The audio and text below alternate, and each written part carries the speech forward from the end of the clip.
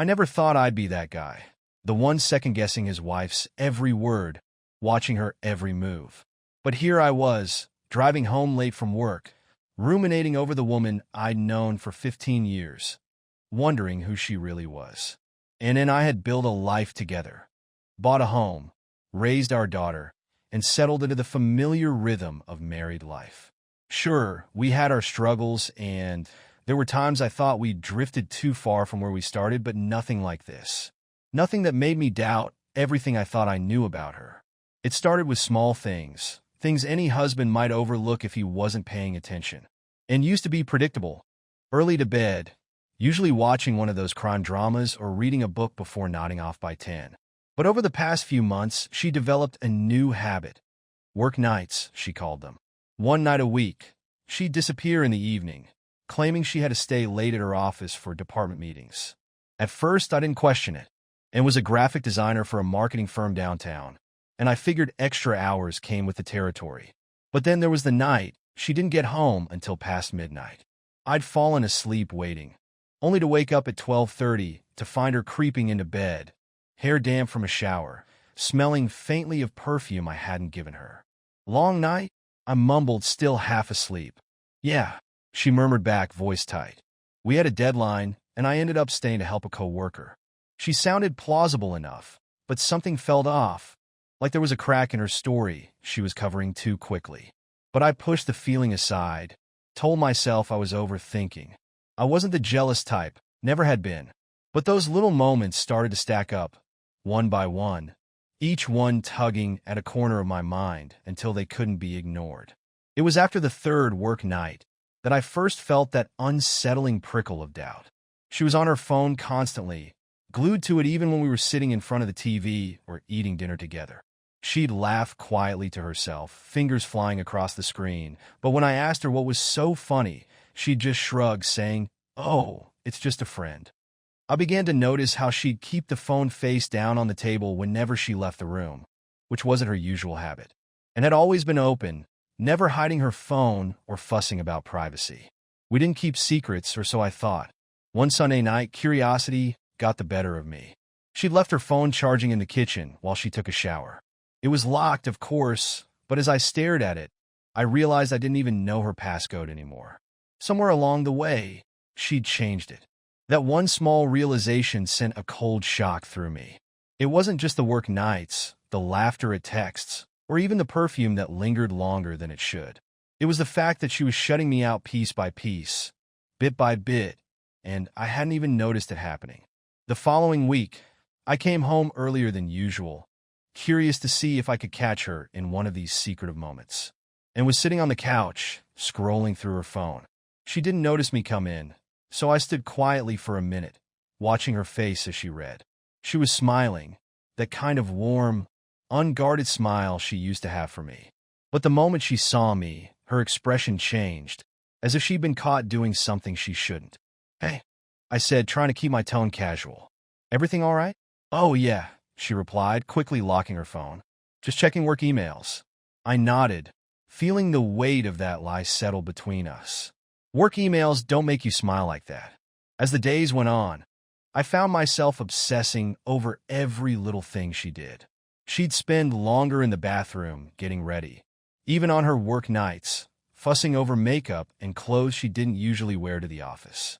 A few times, I'd hear her talking on the phone in a low voice, her laughter muffled through the door. When I'd knock or walk in, she'd hang up, shrugging it off with just a friend from work explanation. It was during one of these nights that I decided to test her. I texted her around 9, just a simple "miss you, can't wait to see you" text. I waited for her reply. 30 minutes passed, then an hour, but there was no response. Around 11, she finally texted back, "Sorry, just busy here." Yet when she came home, her lipstick was smeared, her hair tousled in a way that didn't look like it came from a long night of work. My heart hammered as I tried to hold my emotions in check. This was, the woman I had known for years, my best friend. But as she slipped into bed beside me, I felt like I was lying next to a stranger.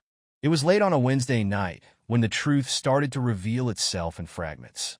I was working late, combing through some spreadsheets, trying to focus, when I heard a faint buzzing sound from her coat on the back of the couch.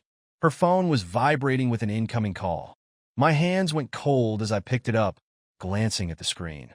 The caller ID was blank, just a string of numbers, no name, nothing saved in her contacts.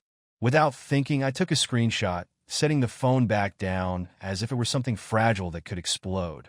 I tried to shake it off, but the unease gnawed at me. What if I was just overreacting? Maybe I was making up scenarios that weren't there. The following morning, I decided I couldn't live in this in-between state any longer. I wanted to give her the benefit of the doubt, but my gut told me something wasn't right. When she left for work, I stayed behind, calling in late. After about an hour, I found myself in the car, hands trembling as I gripped the steering wheel. I told myself I'd just follow her, see if she really went to the office. I trailed her car, keeping a safe distance. We made our way into the next town over, past the business district, and toward a side of town we rarely visited. I felt a sinking in my stomach as she parked her car near a building marked with neon lights and a sign that read Club Inferno. This was no office. This was a nightclub, and it was open at this time of day, just barely evening. She disappeared through the side door, and I sat in the car, staring after her, disbelief mixing with anger and sadness.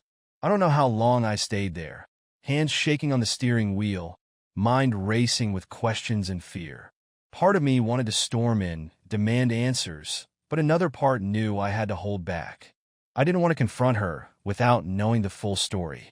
As I drove away that night, the initial shock began to settle into something deeper, something colder, and had a secret, one she'd worked hard to hide from me.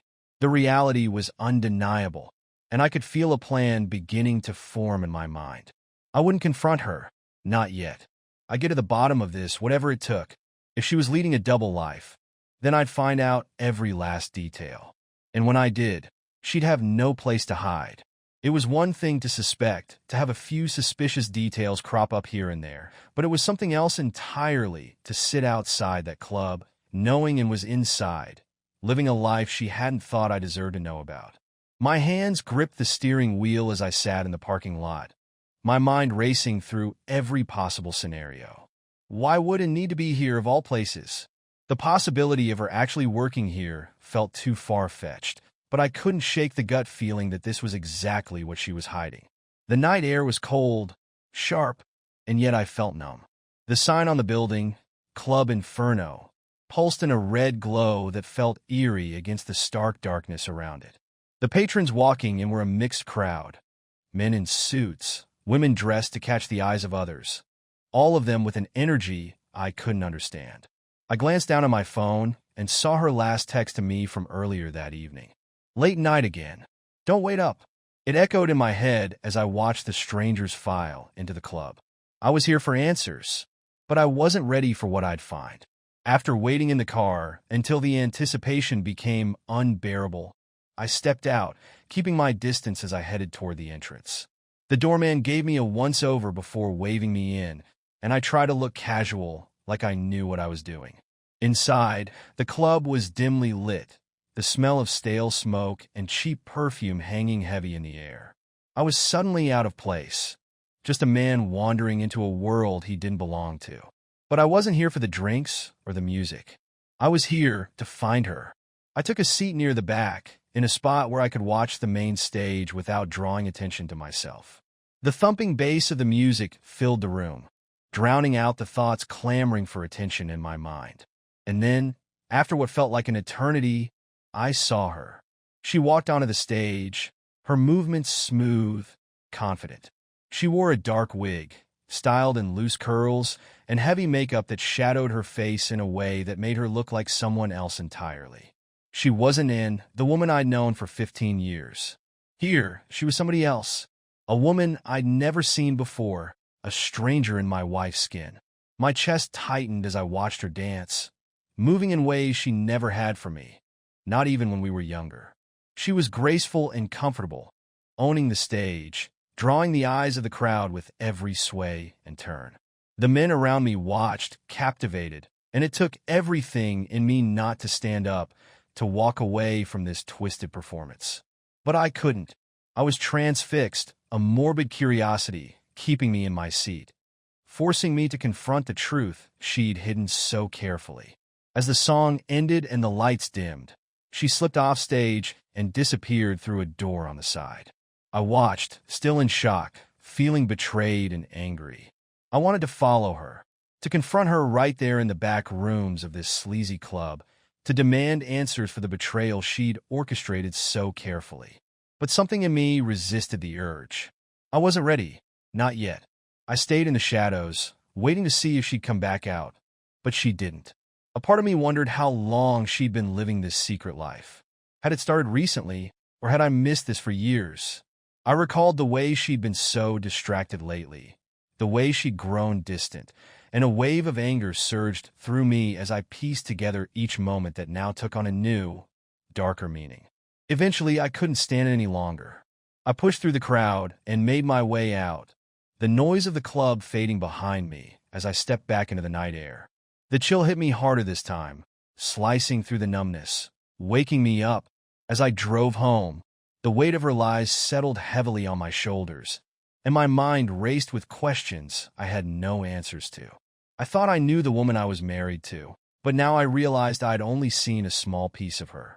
The rest, this hidden side, the one who danced under fake names in clubs, was a mystery. By the time I pulled into our driveway, my anger had transformed into something else entirely: determination. She'd hidden this life from me for who knew how long, and if she thought she could keep lying, she was wrong. I wanted the truth, and I'd stop at nothing to get it. I needed to know why, how, and most importantly, if there was a way forward after everything she'd kept in the dark. The next morning, I woke up feeling raw, as though the night hadn't passed at all.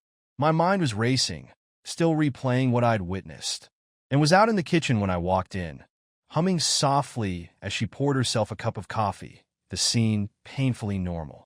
But the weight of what I knew twisted everything, and I couldn't pretend anymore. The need to confront her surged through me, and before I knew it, the words were spilling out. And I started, my voice sharper than I intended. "Where were you last night?" She looked up, her eyes flickering with something like surprise, but she didn't waver. "I told you, Rob," she replied smoothly, stirring her coffee. "I was out with friends. You know, same old."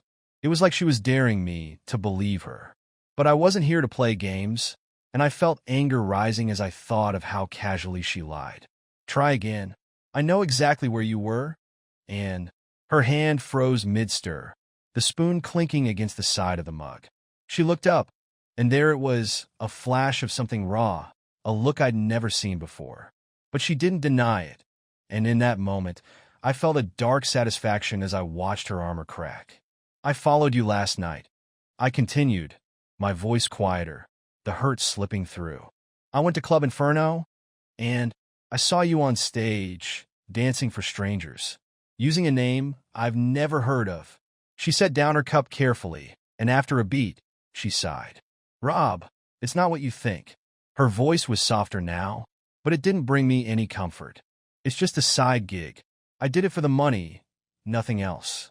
I wanted to believe her, but every fiber of my being rejected it. "Money," I echoed, scoffing. "You're sneaking around, living a life I know nothing about for some extra cash? That's your excuse." She held my gaze, her chin lifting defiantly. "Yes, Rob, money. And maybe a little more than that. I needed something for myself, something separate from the life we've built." Her words hit like a slap, a confession disguised as a justification. I could barely contain my disbelief. "So you lied to me, snuck out behind my back, and lived this fantasy for independence?" I could feel the anger rising, 1,000 questions pushing at the edges, demanding answers she wasn't giving me. "Rob, please listen," she said, her voice softening, almost pleading. "I didn't mean for it to get this far. I just wanted to feel alive again, to feel seen. Do you know what it's like to feel invisible, even in your own home?" Her words stung, and I felt my defenses falter. We'd been married for 15 years, and she was right. Somewhere along the way, life had gotten complicated. We'd settled into a routine, a rhythm that often felt less like a marriage and more like a partnership. But none of that excused what she'd done. "Then why not just talk to me?" I asked, my voice dropping. Why not tell me you were unhappy? I thought we were in this together, and I thought you trusted me." She dropped her gaze, her hands clenched around the edge of the countertop. "I didn't want to hurt you, and maybe I didn't think you'd understand." The words were out there, raw and unfiltered, and in that moment, I didn't know what to feel. Part of me wanted to scream, to rage at her for betraying me, for deciding our marriage wasn't worth salvaging the right way. But another part of me, one I didn't want to acknowledge, felt something else entirely, regret, as if somehow I'd failed her too. And I managed, forcing myself to stay calm. "You don't understand. What you've done, it's not just about you. You've made a fool of me, of everything we've built together. Did you think I wouldn't find out?" Her face crumpled, and for a moment, I saw something like guilt flicker across her expression. "I never meant for you to find out," she whispered. "This was supposed to be separate from us, from you. Separate from us." The words rang hollow in my mind, and I felt myself reeling. She thought she could live this hidden life without it touching me, without it unraveling everything we'd built. My hands clenched into fists, and I fought the urge to walk away right then, to turn my back on the wreckage of our marriage. But I needed answers, as painful as they were. "So, that's it?" I asked, my voice rough. "Just a side gig to make extra money? No stiam? No remorse." For the first time, I saw the mask slip. Her face crumpled, and she wrapped her arms around herself as if to ward off my accusations. "I am sorry, Rob," she whispered, her voice breaking. "But you have to understand, it's not as simple as you think. I've given so much of myself to this life, to our family, that somewhere along the way, I lost who I was. This dancing, it gave me something back. It reminded me of who I am, who she was. I thought I knew her better than anyone, but now I was staring at a stranger. I didn't recognize this person, this woman who felt compelled to perform for strangers under a fake name. This isn't about losing yourself, and I replied coldly. This is about lying to me, living a life behind my back. You didn't even give me a chance to be there for you. You just decided to hide. And now you're telling me you did it for some twisted sense of freedom?" A silence settled between us, heavy with everything we weren't saying. She looked away, her eyes filling with something close to regret. But I was past sympathy, past any urge to comfort her. "I don't know who you are anymore, and," I said finally, "and right now, I don't know if I even want to." Without waiting for her response, I turned and left the room, the sound of her soft sobs following me as I walked down the hall. I wanted to feel sorry for her, but all I felt was emptiness, a hollow ache where our love had been, replaced now by a cold, unrelenting anger. When I reached the door, I grabbed my keys, my head spinning with the enormity of what had happened. I needed space, needed to get out before I said something I couldn't take back. I glanced back once, seeing her standing alone in the dim light of the kitchen, looking as lost as I felt. I drove around aimlessly for what felt like hours, my thoughts racing, clashing, refusing to settle.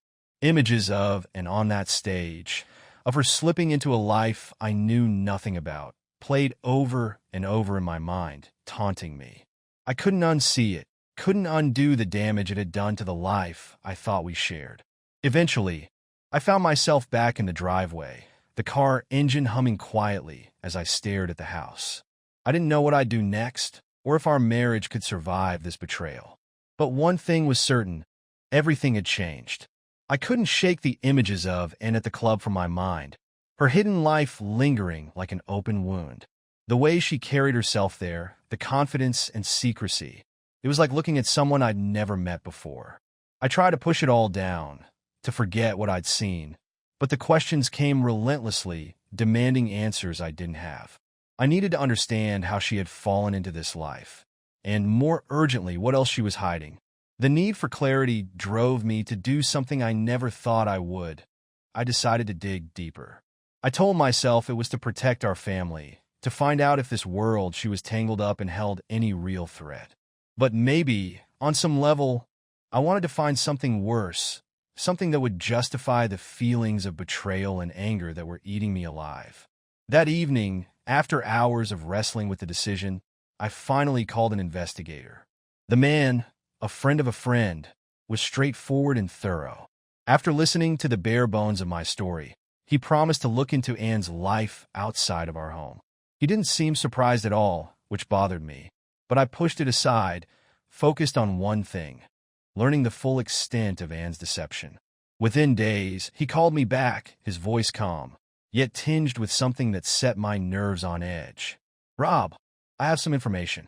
Can you meet me tonight?" An hour later, I found myself sitting across from him at a dimly lit diner, my fingers tapping the table as he slid a folder over to me. He watched my reaction closely as I opened it and saw what lay within: names, photos, and schedules detailing Anne's activities beyond the club. This is all her?" I managed to say, my voice rough. "Yes, she works at the club under the name Celeste, but that's not all. She seems to have become connected to certain patrons there, men with a reputation. One in particular goes by Mason. He's well known in certain circles. Nothing official, but enough that most people avoid him." The man across from me leaned forward, his tone a shade darker. "These are not the type of people you want close to your family, Rob." A chill settled over me, heavier than anything I'd felt before. I thought I knew betrayal when I saw her on that stage, but this was something deeper, darker, and wasn't just escaping into a world I knew nothing about. She was mingling with people who could put us in real danger. "What else?" I asked, my voice tightening. "I need to know everything."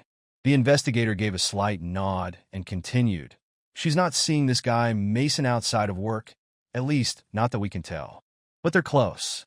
People say she's his favorite, which isn't exactly a position anyone else would want." His words rang in my ears.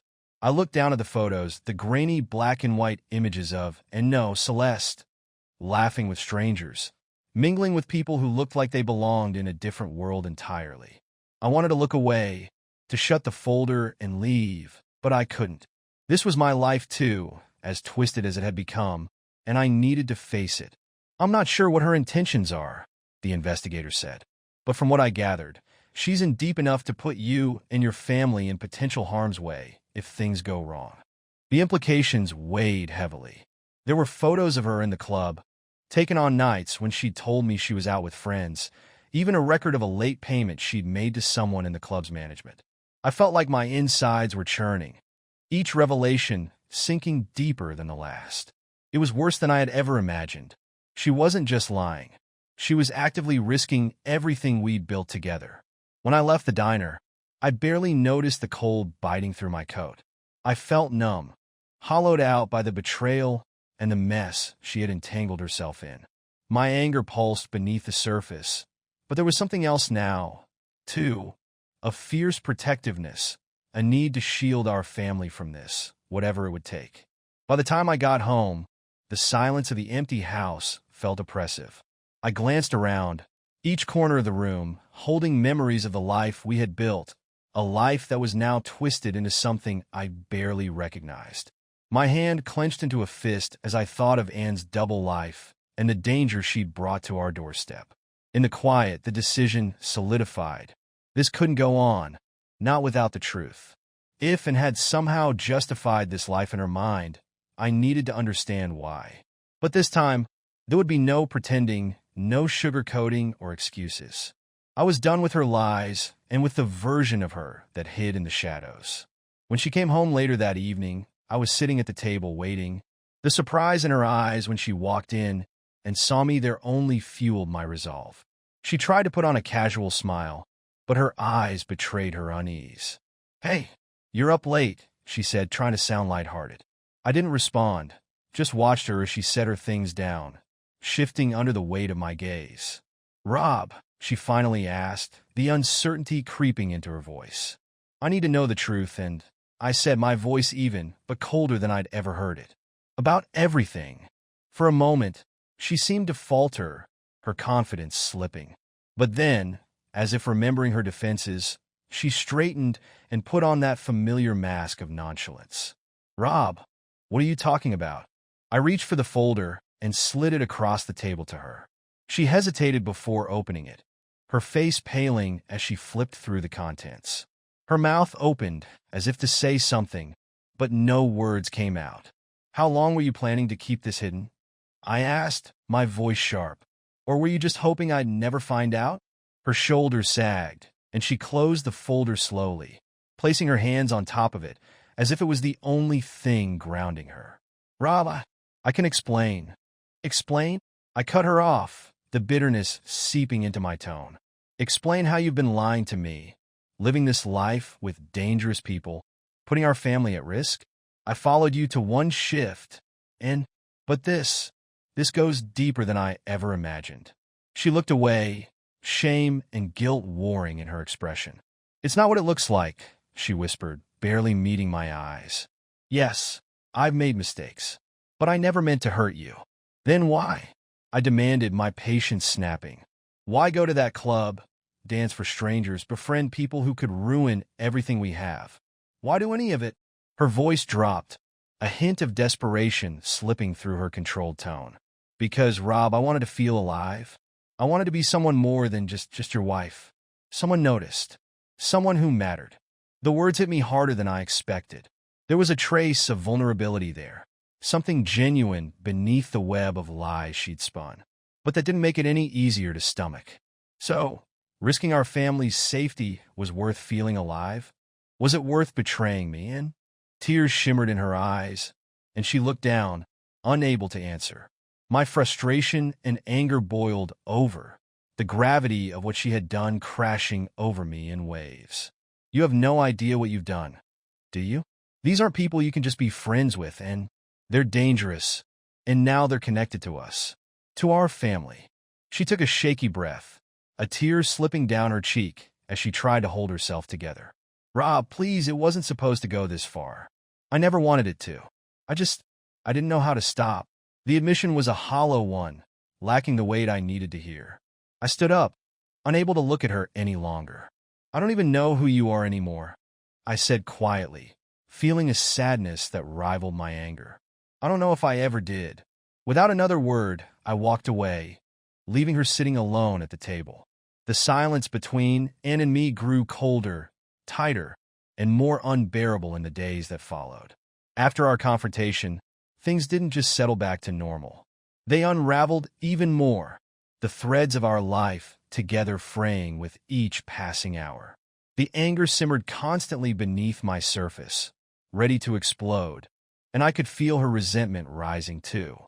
She had chosen a life I barely recognized, a choice I couldn't understand, and worse, she defended it. One evening, as she walked in through the front door, I sat waiting. She avoided my eyes, sensing the tension, and walked straight past me toward the kitchen. But I wasn't about to let her evade me, not tonight. And we need to talk, I said, my voice a thin thread of control. She turned to me, her arms crossed, eyes wary. What now, Rob? I need to know why you're still doing this. I held her gaze, trying to keep my voice steady. I thought after everything I found out, after I laid it all out for you, you would finally put this behind you. For us. For our family. And sighed, her expression hardening. I already told you, Rob. This other part of my life, it's my choice. It's about me feeling independent, about me having something that's mine. Her words stung more than I wanted to admit. Independent? You mean risking our safety, our future, with those people you call friends? You're involved with people who could tear our family apart? And you think it's just some hobby? It's not like that, Rob, she said, trying to keep her voice calm, but failing. I didn't plan for things to go this way. I didn't plan for it to get so serious. But you don't understand what it's like to feel invisible, to feel like you're disappearing day by day. I stared at her, the anger finally slipping through. Disappearing? How am I supposed to respond to that? I've always been here, giving everything I can. I thought we were building a life together. You're the one who's slipping away, and not me. Anne's face softened, just for a second, and she looked down. But then, just as quickly, she lifted her chin, defiance flickering in her eyes. Maybe I'm slipping away, Rob, but it's because I needed something different, something that made me feel alive. You wouldn't understand. I took a deep breath, trying to keep control, but the words came out sharper than I intended. And you think I would? You think any of this makes sense? You're jeopardizing our life for what? Strangers' attention. The silence hung between us like a wall neither of us could break through. I watched her face, waiting for something to shift, to soften. But she just stood there, arms crossed, that same look of defiance staring back at me. And I'm going to say this once. Quit this job. Quit the club. Stop this double life you're leading. Or, I paused, the finality of the words hanging heavy. Or we're done. Her face went white, the weight of my ultimatum hitting her full force. She swallowed, her voice wavering. Are you serious, Rob? You'd end our marriage over this? Yes, I replied without hesitation. Because it's not just about the club, or even your job there. It's about the lies, the betrayal, the fact that you've been hiding this from me for who knows how long. I don't even know who you are anymore. And she took a step back, as if I'd struck her. I thought you'd support me, Rob. I thought you'd try to understand. Support you? I shook my head. I don't know what's happened to you, but you're asking for something I can't give. You're the one who's put yourself before our family, not me. I could see her resolve weaken, but she held her ground. Rob, I don't know if I can just walk away. This was supposed to be something small, something for myself. I didn't mean for it to come between us. But it hasn't, I said, exhausted. It has.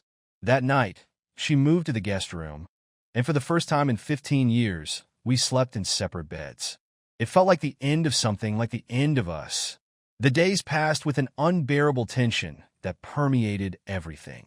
I tried to keep my frustration in check, to go about my life as normally as possible, but it wasn't long before our friends and family started noticing the change.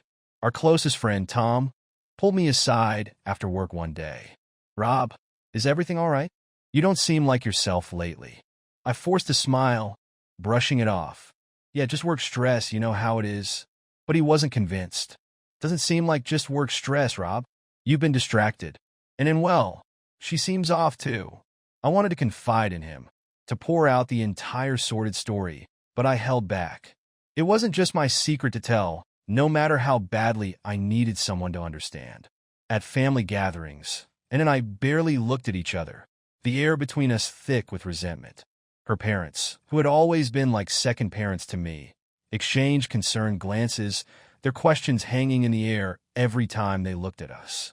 The breaking point came at a barbecue we'd been invited to by some close family friends. Ann and I spent the evening on opposite sides of the yard, both of us trying to avoid each other and any questions that would force us to pretend everything was fine. But after a few drinks, Ann's walls began to crack. She drifted over to me, a strained smile on her face. Rob, she whispered, trying to sound casual. Can we please talk later? I want to work this out. But I couldn't help the bitterness in my voice as I replied. Talk about what? Ann? How I'm supposed to support you no matter what, even if it means losing you to a life I don't understand. Her smile faded, and the hurt flickered in her eyes.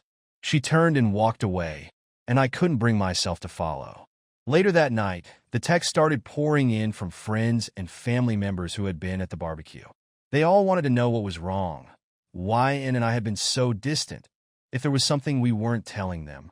The pressure weighed on me like a physical weight, the shame of our unraveling marriage feeling like a spotlight I couldn't escape. Back at home, Ann and I finally faced each other in the quiet of our empty kitchen. She looked exhausted, her eyes red-rimmed and tired. Is this really what you want? She asked, her voice breaking. To end our marriage over one choice I made. I let out a bitter laugh. One choice? And it was a choice that you made again and again. And it wasn't just a job. It was a lie. It was a complete betrayal of everything we've built together. I didn't mean to hurt you, Rob, she whispered, tears streaming down her face. I didn't know how to tell you. I didn't want to lose myself in this life. I stared at her, feeling the last of my anger ebb away, replaced by a deep, aching sadness. But you didn't just lose yourself, and you lost us. And now I don't know if we can ever get that back. She was silent, her face crumpling as the reality of what she'd done sank in. I wanted to reach out, to comfort her, but the anger still simmered beneath the surface, keeping me rooted in place. Rob, please, she said, her voice barely a whisper. Give me one more chance. I'll quit.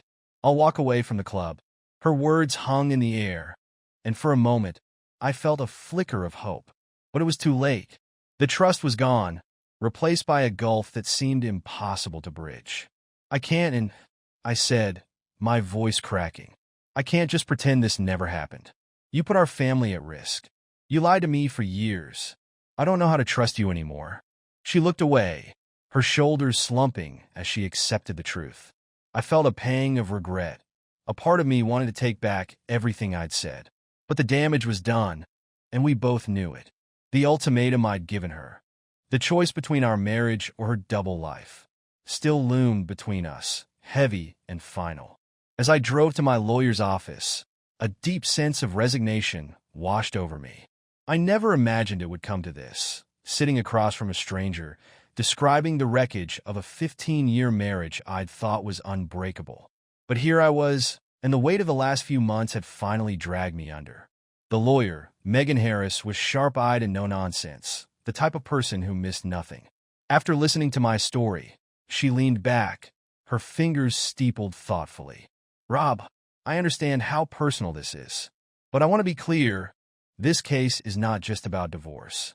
You're seeking full custody, right? Yes, I replied, the word heavy as it left my mouth. I don't think Anne's lifestyle is safe for the kids. I don't know the people she's involved with, and I can't risk our children being exposed to it. She nodded, jotting down notes. Understood. We'll need solid evidence of how her double life affects the children's well-being. I'll also need a list of any contacts she might have at that club, any evidence of her involvement that could help us build a case. I took a deep breath, a sense of foreboding settling over me. I have some information, I said, but I'll get more if I need to. I want to make sure I'm doing the right thing for the kids. Megan's gaze softened slightly. Rob, if you're genuinely worried about their safety, then you're doing what any responsible parent would do. But be prepared. This is going to get ugly. The news of my decision didn't sit well with Anne. I broke the news in person, my words stiff, my resolve wavering slightly as she stared at me in shock.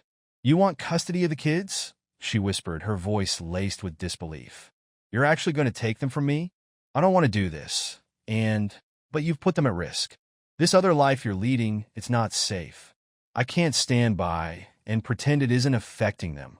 Her expression hardened, a steely determination I hadn't seen before. Rob, my job has nothing to do with my ability to be a mother. You can't just swoop in and decide I'm unfit because I kept one part of my life private. Private? I echoed, bitterness in my tone. This isn't some small secret, Anne. You've lied for years. You've endangered us all by getting involved with people you barely know. She clenched her fists, her jaw tightening.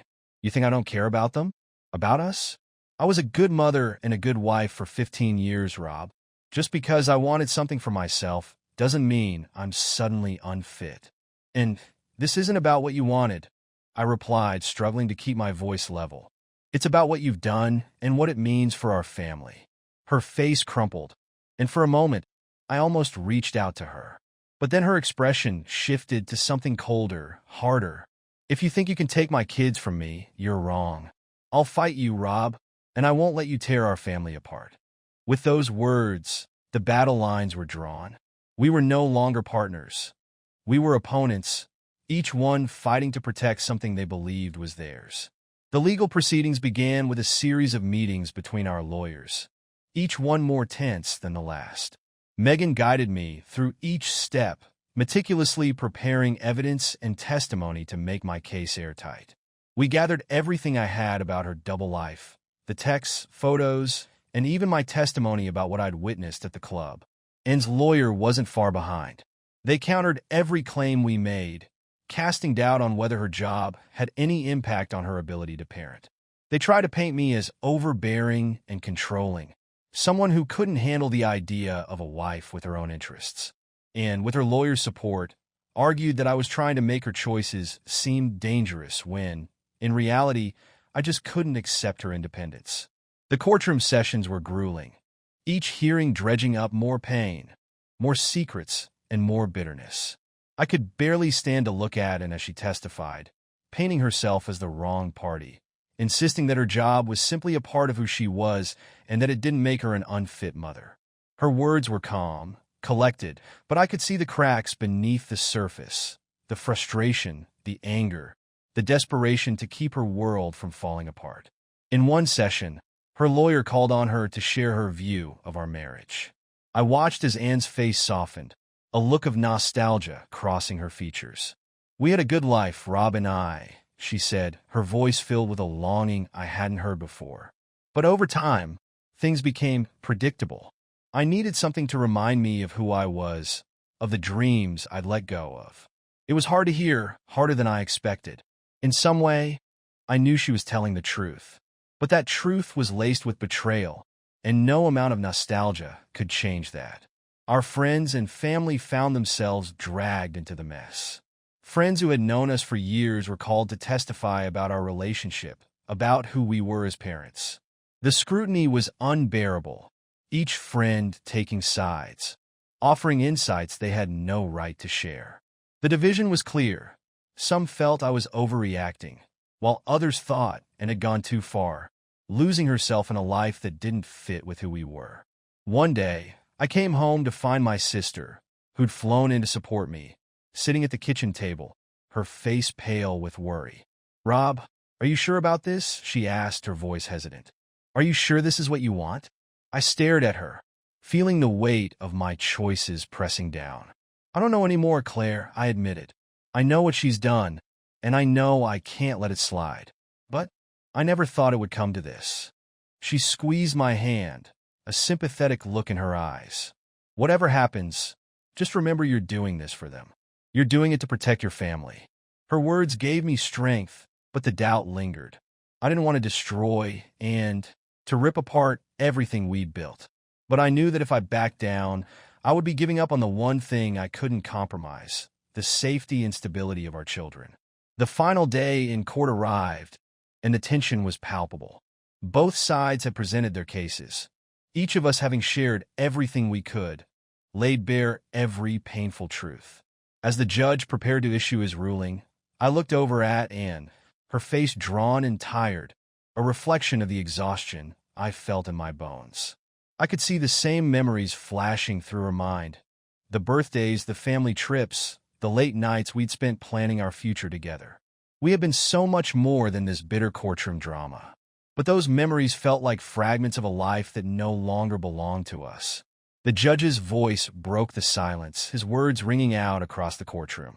"In light of the evidence presented, I have made my decision regarding custody and property division." My heart pounded, each word stretching out, filling the air with an unbearable tension. This was the moment that would determine our future, the moment that would decide everything we'd fought for. But as I glanced over at Anne one last time, a strange feeling settled over me. Not triumph, not relief, but an overwhelming sense of loss. The final day in court arrived, and I could feel the weight of every minute that had led up to this moment pressing down on my shoulders. As I sat across from and in the sterile courtroom, I barely recognized the person I'd shared my life with for over 15 years. The woman in front of me, poised and defensive, was someone I hardly knew anymore, a stranger in a familiar shell. Her attorney sat beside her, ready for battle, while my lawyer, Megan, offered a reassuring nod. We were both here to fight for what we believed was best for our children, but the cost of that fight was staggering. The tension in the room was palpable. Friends and family members filled the seats, and though they tried to remain impartial, their whispered conversations told me that they, too, were unsettled by the spectacle. Anne's attorney started strong, presenting her case with a polished narrative about her character and commitment as a mother. They portrayed her as a woman who, despite her work in a nightclub, remained dedicated to her family, maintaining that her career was a separate world that had no bearing on her role at home. When Anne took the stand, she appeared calm and composed. She spoke about our years together, our children, and how she'd tried to bring excitement back into her life. "I never stopped loving my family," she said, her voice wavering slightly as she glanced at our children, who were thankfully kept away from this grueling day. "The work I did at the club, it was a way for me to reclaim a part of myself I felt I'd lost. But I never put my family in harm's way." I fought the urge to shake my head, keeping my composure. I knew what she was saying was partly true, but I also knew how she'd downplayed the people she'd involved herself with. I couldn't ignore the calls I'd intercepted or the worry that had gnawed at me each time she slipped out the door. When it was my turn to present my case, I kept my voice steady, laying out the facts as calmly as I could manage. I spoke about how I'd discovered her second life, the shock of learning the extent of her deceit, and my concerns about the individuals she associated with. I didn't need to exaggerate the danger. I simply shared the facts as I saw them and let my lawyer do the rest. Megan argued with relentless precision, questioning how secrecy and associations could truly coexist with her role as a dedicated parent. My case wasn't about attacking her character, but about protecting the kids from a life that felt riddled with risk. It was brutal and exhausting. At times, as our lawyers threw accusation after accusation, I could hardly believe it was real. This was the woman I'd built a life with. And now we were dissecting it all in front of a judge, each of us struggling to pull back our piece of a shattered past. The back and forth grew more intense, with each revelation feeling like a fresh blow. But through it all, I could see the cracks in Anne's facade, her polished calm slowly giving way to tension and regret. Finally, after what felt like hours, the judge addressed us. The silence was suffocating as he delivered his verdict. He acknowledged Anne's efforts to provide for the family, but ruled that my concerns were justified. Citing the risks associated with her secret life, he awarded me primary custody of the children and would have regular visitation, but she would no longer be the one to guide them through their day-to-day lives. The courtroom buzzed with muted reactions, a murmur of shock and sympathy filling the air. Anne's face was pale, her composure crumbling. For a moment, she looked over at me, her eyes filled with a mixture of anger, betrayal, and what almost seemed like remorse. I couldn't tell if it was for me or for herself. She stood slowly, gathering her things in silence, and left the room without a word. The reality of what had just happened, of what she'd lost, hung heavy in the air as she disappeared down the hallway. The days that followed felt surreal. I was suddenly a single father, the house filled with only the sounds of our children and the faint echo of a life I once shared with Anne. The emptiness was overwhelming at first, but I poured myself into my new role, determined to give our kids the stability they deserved. As the months passed, I learned to rebuild in small, steady steps. I threw myself into creating a new home for us, one free of secrets. Old routines gave way to new ones, and as painful as it was, I let go of the life I'd once shared with Anne. I didn't erase her from our lives. She still saw the kids on weekends, but I made sure they knew our family had changed and that this was our new beginning. During this time, I reconnected with friends and even a few familiar faces from my past. One evening, I ran into Lily, an old friend from college. She was just as I remembered, with the same easy smile and a way of listening that made everything feel lighter. We started meeting up for coffee, and over time, what began as casual conversations turned into something more. She never asked too much about my past, but she listened when I needed to talk, her kindness a steady reminder that life could still hold good things, even after so much loss. Meanwhile, Anne faced her own struggles. Her life, once a carefully maintained secret, was now public knowledge. The story of her double life had spread, and she found herself isolated, her choices coming back to haunt her. I heard through mutual friends that she had left the nightclub and was trying to start over, but it was clear that the consequences of her choices had left a lasting impact. One evening, she called me. Her voice was softer, subdued, and for the first time, I sensed an understanding in her that I hadn't heard before. "Rob," she said quietly, "I know I've lost more than I ever realized. I wanted to tell you I'm sorry. For everything." The words hung in the air, unexpected yet strangely freeing. I nodded, even though she couldn't see me. "I appreciate that, Anne. I really do." We spoke a little longer, the conversation bittersweet. There was no going back, no undoing what had been done, but in that moment, I felt a sense of closure. I realized that while we'd both lost so much, we'd also been given a chance to rebuild in our own ways. She had her path to walk, and I had mine, and maybe that was the only way forward. Over time, life settled into a new rhythm. The kids and I created our own traditions, filling the empty spaces with laughter and love. Lily became a regular presence, her warmth a reminder of all the good that still lay ahead. And as I looked out at the life we were building, I felt a peace I hadn't known in years. The pain of Anne's betrayal would always be a part of me, but it no longer defined me. I'd come through the storm stronger, wiser, and ready to embrace the next chapter with a sense of hope. As I closed the door on the past, I knew we'd all moved on. Not out of bitterness or regret, but with the quiet strength that comes from facing the truth and choosing to rebuild, one day at a time.